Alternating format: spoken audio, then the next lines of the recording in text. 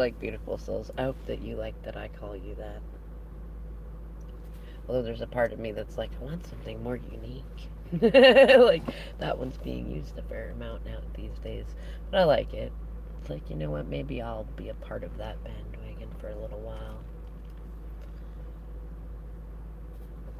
So today is day 5 of my 30 days of Mars and Venus conjoined in Capricorn.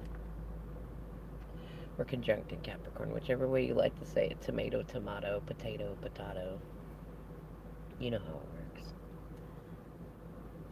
And something that, it's funny, it's been coming through at least since the conjunction started, is like this topic around gifts, which is an interesting thing. Like, the gift that keeps on giving has been a common phrase coming up.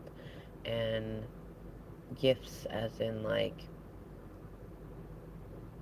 well, like gifts of time, gifts of energy, gifts of words, gifts of opportunities. Like, well, there's so many different ways that, like, how many different ways can you think about gifts, right? And I will say, both as a Capricorn and someone who's known other Capricorns, that gift giving is definitely one of our bigger love languages. Like, even if you're a Capricorn or a Capricorn stellium and, like, it's not your primary love language, I bet you that you are either really good at giving gifts, or you, like, it's kind of like somebody who has a love language of, like, acts of service, which is, I mean, come on. We know as Capricorn energy, we're very much service tops, right? We like doing things for others. We do have to learn a balance. Like, and it's funny, it's not in our capability, it's not that there's any lack in our capability to continue giving and giving and giving and giving and giving. We can. And it's not like in any lack of our ability to, I want to say, like, forgive and alchemize energy and transmute things. It's more that, oh, how do you put it? Like, our relationships become richer. They become gifts of their own kind when we are genuine and when we make space and time to recognize that, I suppose, that there's just as much gift being given in not giving gifts sometimes. Maybe it's kind of like, when someone wants to help you or give you a gift or support you in some way, and you get caught up in that, like, codependent cycle of, oh, I don't want to owe anybody, or then I got to pay them back, or I got to do this and that. And it's like you remove the ability of the other person to enjoy the experience of knowing that they got to help somebody that they appreciate, and that there wasn't weird feelings about it. They genuinely got to give a gift to you, right? But either way, I'm thinking about it, and I love it. The 2 nights ago, we did my oldest son Eamon's birthday party at a local pub, as karaoke for all ages on Thursday nights, and, like, we were sad because a lot of, like, he had a hard time kind of making friends at his high school that he was at. Um, like, well, what I should say is, it's not that he had a hard time making friends. Like, he was surrounded by a lot of kids who have a lot of pirates for parents, and, like, that didn't help anything with quarantine coming in and all that stuff. So, like, I don't know, like, most of them said that they wanted to go and then they didn't go. And then, like, I had people that have been my friends that have known him, because they've known me since he was little, that were supposed to come out. And it was like a series of, like, it's past my bedtime, or it's too far away, or this and that, and, like, a lot of stuff like that. And, like, I mean, it's all understandable stuff. It's just, it usually coincides with his birthday, whether we do it on a weekend or a weekday, we do something low key or high key or whatever. Like, it tends to come into that place. And I'm like, I'm determined to help change that story for him. Not that he needs, like, a huge thing. It's just, we shouldn't have to put in so much effort to get, like, a minimal return, in my opinion. Not, like, he deserves more in there. And, like, I have faith that these experiences are going to help shape him in beautiful ways. I just know, as his mom, I'm like, I'm going to make sure that you have a beautiful time. And what I will say, though, especially over this last few weeks, it's been beautiful because even though he didn't have a lot of friends that showed up for his actual birthday party, and there probably aren't going to be a whole lot that are going to show up to hang out with him this weekend, like more people sent him things, both stuff that he wanted and needed for Squeak and stuff for him. Oh man, he got this really cool sweater and a really cool like blank comic book thing, and like I mean it was nice. And more people reached out to him, which to him, like, he's such a sweet kid. Like, I'm gonna say kid, man, person, like, he'll always be my baby, but you know what I mean. But like more people reached out, and that really really was so freaking important, especially with family continuing to be pirates and stuff like that. And it's like, and the most beautiful thing in my opinion is his dad, my DM, made it. And he didn't just show up, he wanted to be there. You could tell he wanted to be there. Like the kids and I talked when we were driving home, and like even before I said anything, they like got in the car and were like, he seemed happy to be there. Like he wanted to be there. He said words to us and they were fun, and he had fun, and we watched him have fun with your friends, and like it was weird. And it's funny because I looked at them and I said, no, it's not. But I mean, spirit speaks to me in ways that they're still learning about, and I know my DM very, you don't know someone for 20 years as intimately as I know my DM, and not know that, like, I expected that he would. There was some challenge in there because there was some old momentum of old him stuff, and it was funny because it was very last minute, and like he could be a type that like gets nervous last minute about what about this or what about that or what controversy here and this and that, and he used to stop himself from going to a lot of things that he wanted to go to and being there for people that actually would have appreciated him being there for them and that deserved his time and attention and appreciation and stuff, because of those last minute things. And it's funny because like spirit showed me something in the beauty of the contrast of him getting close to doing that, because you have to remember, anyone you interact with, especially someone who's twin flame soulmate, things like that, it's like yes, they are individuals, they have free will, they make their own choices, they manifest their own reality, but we co-manifest, because it's the same thing on us. Like even in times when it feels like we don't have a choice in, like say you're in a rock and a hard place, you still always have the choice to determine how you feel about what happens and what it means in the story of you, right? And I sat in the contrast of that energy the night before, thinking about how old versions of me would have responded. Like I could feel them in there, and I sat in the night appreciating him. Like I told our therapist one time, especially when he was telling me he was disappointed because my Rudy bug, he thought that he was going to be, well, like our therapist saw him and it was like, he seemed like he would at least be connected and responsible to our boys, like that he would never like abandon them or just like go in with the bandwagon crowd of karmics and stuff like that. And like what's funny is like I knew he had the propensity to, it really depended, but like because I would not allow them to manipulate either me or the boys, no matter what they may have done to him, they quickly tried to push them out and to pull my DM in all the shadowy ways and stuff. But like I told our therapist though, because like he did ask me at one point, I mean, he's like, he's not doing the things that you want, and there's not like a big harmony in here. Why would you still choose him? And I was like, because I realize that everybody chooses relationships based on whether or not somebody's doing what they want all the time, or whether or not it's passionate every single day, or whether or not they feel good all the time. And I was like, relationships are a space of growth. And if you want love to grow in them, you got to love the contrast as much as you love the harmony. And when I think about all the times that my DM has challenged me, all the times that he's not done the thing that I wanted, all the times that he's done the thing that it's like, why, you're going to hate what you're doing. You're not going to like yourself later for making that decision, or things like that. Like, I love how I choose to see myself and to look at things because of the contrast that he provides. And just like I know I am for him, like he's one of the few people who really can like what do you call it, like hold my cork down in the water for a minute, or cause me to stop and look at things and think about things. I don't know how you explain it. I'm still getting the vocabulary for it, but it's like if he didn't make every single choice that he made, I would not have made every single choice I made.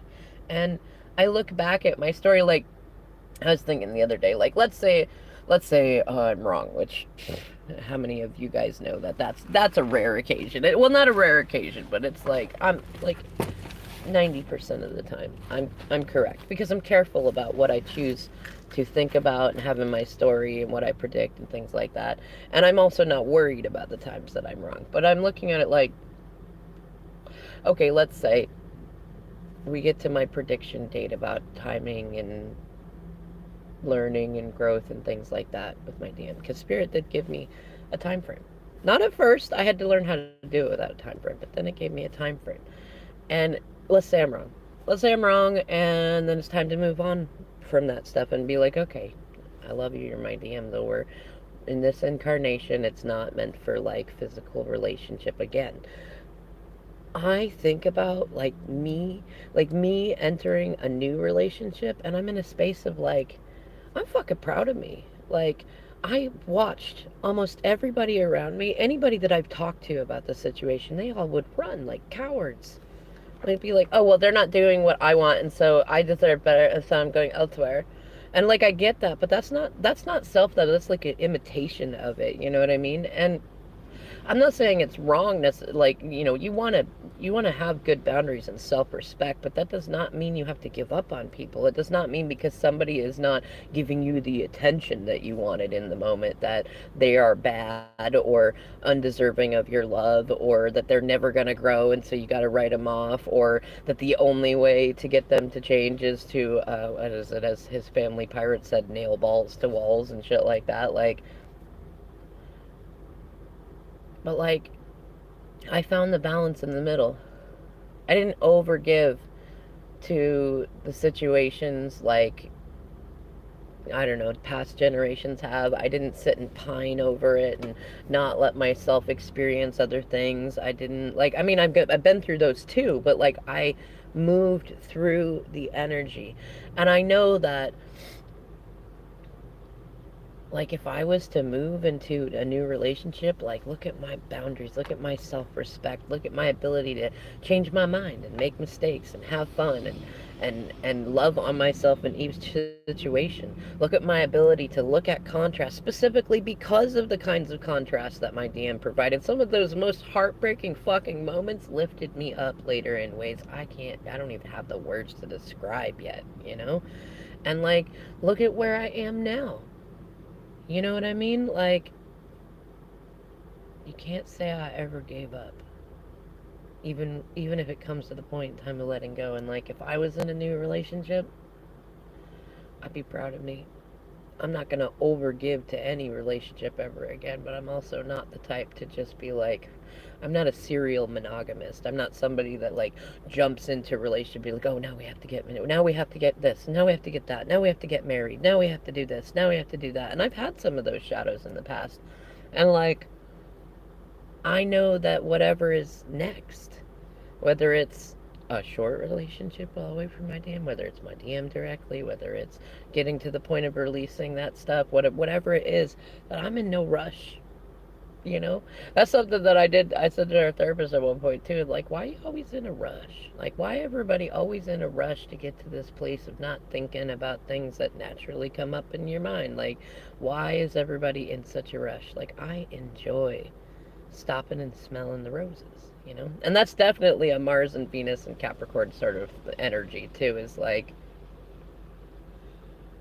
Mars and Capricorn is like, come on, there's shit to do, there's work to be done.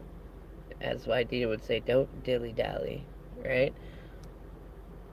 But then Venus and Capricorn is like, don't forget to stop and smell the roses along the way. You have time for that. And it'll be better for you because as you're working, as you're being productive and getting that stuff done, that fragrance will be there. The image of the roses will be there. You'll think about all the bright fuchsias and reds and different things that are there. And that will carry you on, my wayward son, my wayward daughter, so that there will be peace as you go on, right?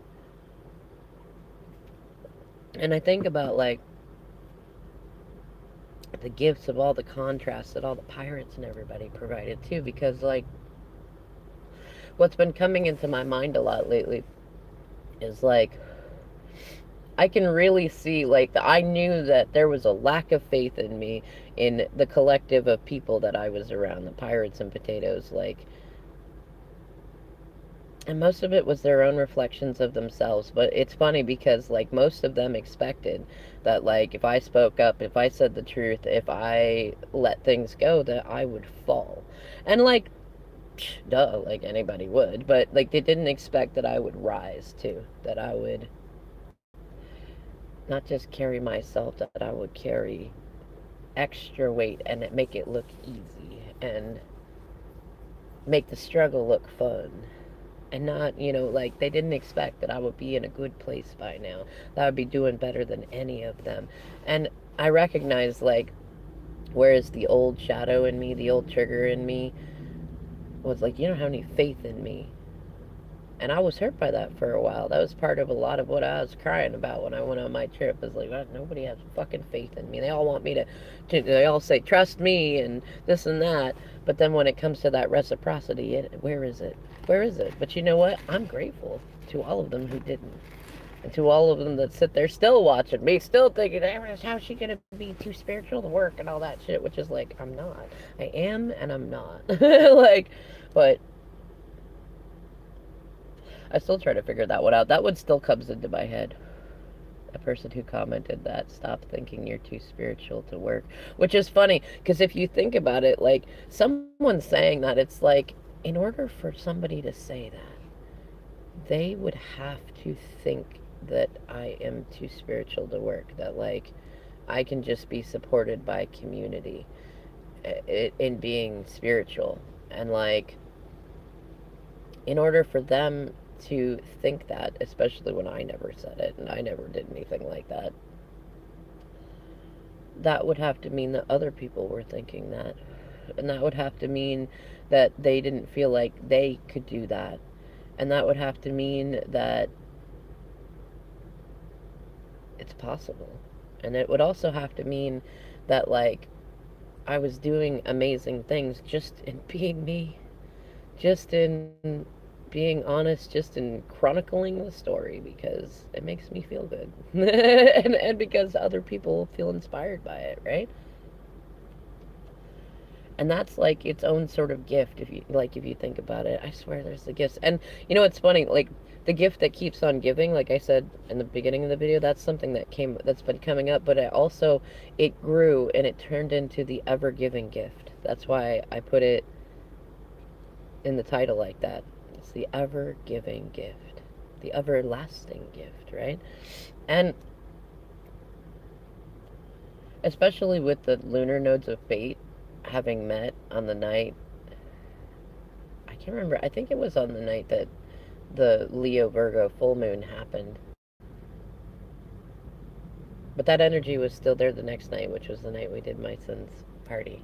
And I don't know, it's funny. I find myself, as much as like I was comfortable allowing thoughts of my DM to just be like, I don't know, not to fade.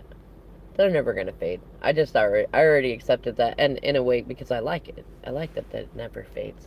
And but like he showed up. He showed up for my son's birthday party, and he wanted to be there, and I love it because I feel like it was the first night to where, like, I mean, there's no way that anybody missed that I definitely did songs that would touch his heartstrings.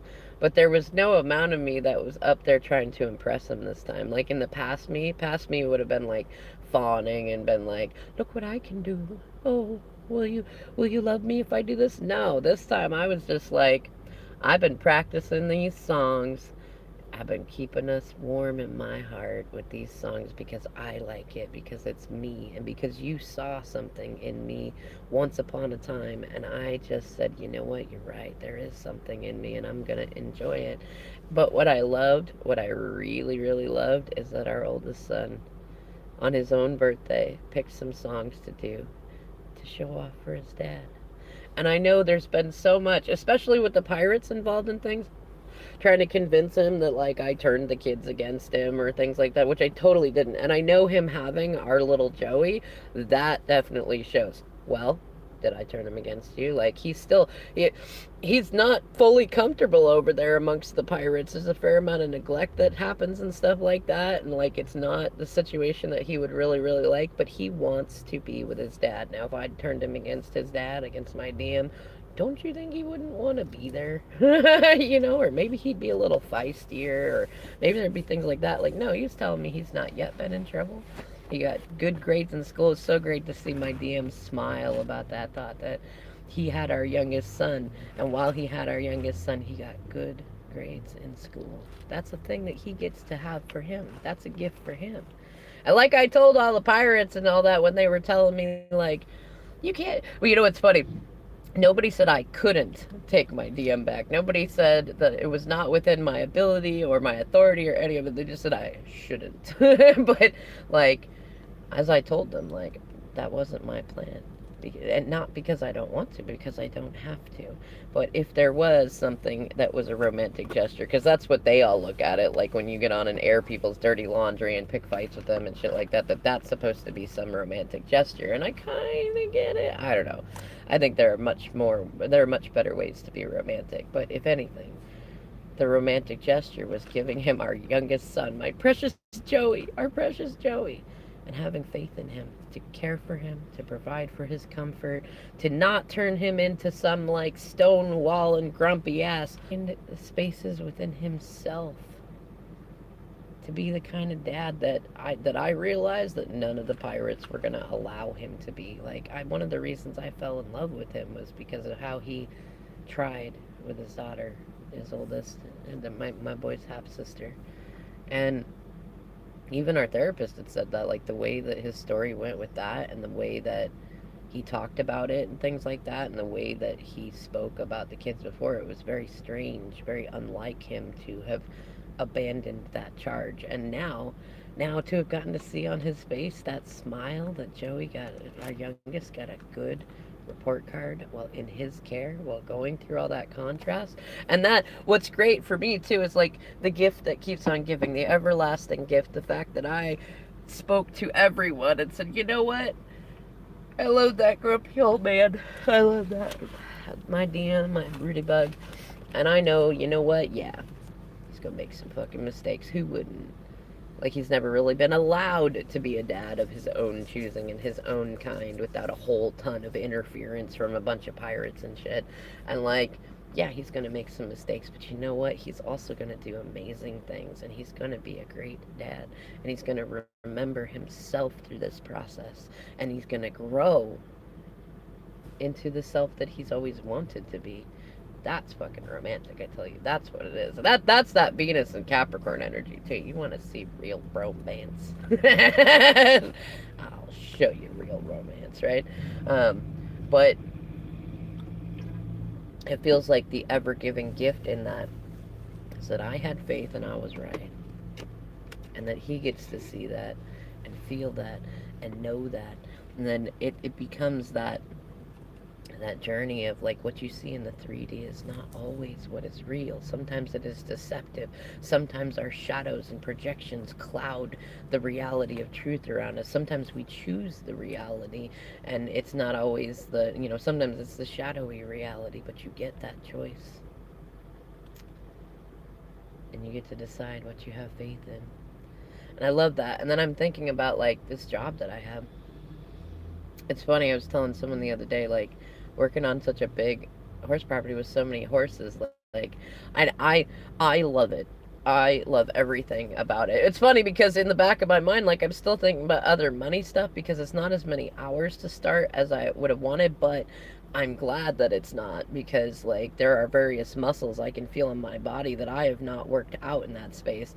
And, like, when we get to the time, the PM schedule, like the feeding and everything like that, and turning in the horses, there's, like, my mind, my heart are all like, yes, let's do this, let's go. But my body's like, this is extra working out that you've not done before. Like, I'm gonna get a little sore here or a little stiff there, things like that. But it's also really good though because with my arthritis, like, regular, consistent moving and working out is good. And I also know, man, talk about hot girl summers. Like, I already lost, 100 pounds, like, doing, getting back into walking over the last 24 months and, like, got to that space. Can you imagine now? Like, now that I'm able to work a regular job again and, like, that I'm doing all this walking, this working with horses, and doing all this different stuff that, like, can you imagine? Like, I already look pretty damn amazing compared to where I was. Not that I didn't look amazing before, but I definitely feel more amazing now. And can you imagine, like, by the time that spring hits, by the time that summer hits, like, what's that thing Lizzo said? Just wait until the summer when they let me out the house, right? Like, that feels real. That feels real. And it feels good to think about, like, future me in that space doing a job like this, right? And it's funny, I feel that there's a song that I like to karaoke by Sam Cooke, and it's been a long time coming, but I know a change gonna come, right? And that's a song that came through to me before I left on my Wickedly Divine Feminine tour in October. And it feels like part of the effort, part of the gift in learning to sing it and then singing it and then just like letting it flow is the now moments when feeling that change is coming in many of the ways that I expected, which is like pleasantly expected outcomes and then many pleasantly surprising outcomes. And then the strange gift of like when you forget that you knew that something was going to happen, it would be delightful, and then it happens, and it's like both a pleasantly expected surprise and a pleasantly unexpected surprise. Because there are some moments where it's like, hey, I was right, and I even just let go of that. Like, I mean, it was a big thing to me, but I just let it go, and then, hey, I was right anyways, right? The ever giving gifts, right? And the other thing I keep thinking about that feels like it's part of this Mars and Venus energy is some elders who are dear to me. Once provided a lesson for those who could hear it about the value of not throwing your gifts away, not tossing them aside because you don't understand them or you don't know. Like maybe you get confused. Maybe you think that I guess some of it, like think about righteous indignation, anger, things like that. There might be gifts in there that you didn't think about. Maybe in your niceness, maybe in your too big heart, maybe in your life lessons of learning humility, maybe in the mistakes that you make. There are gifts in there. How do you know that what feels like it might be a mistake isn't actually part of your gift? How do you know that the thing that you might have to say to somebody that wells up in you with that righteous indignation power, how do you know that what amount of hurt they might experience that might not help them grow? You know?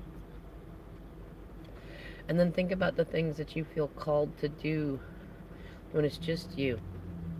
Like what are the things like let's say you've got a day off and you're looking at the list of all the things that you feel like you gotta do. You gotta do your laundry, you gotta do self-care, do this and that. But if you could just chuck it all and you could do something that you want to do, think about that. Why do you turn those gifts away? It's not like you couldn't find other spaces and places and ways to do the chores and things. Is it possible that you've got gifts that you've been ignoring? Gifts that keep coming back, and back, and back, and back, and back again? It's a good time right now for those of you watching and listening to consider what are your gifts? And are you throwing them away, or are you embracing them? Are you letting them grow? Maybe it's time to let them grow a little bit, you know? Alright, y'all. I'll see you in the next video. Thank you for watching. I know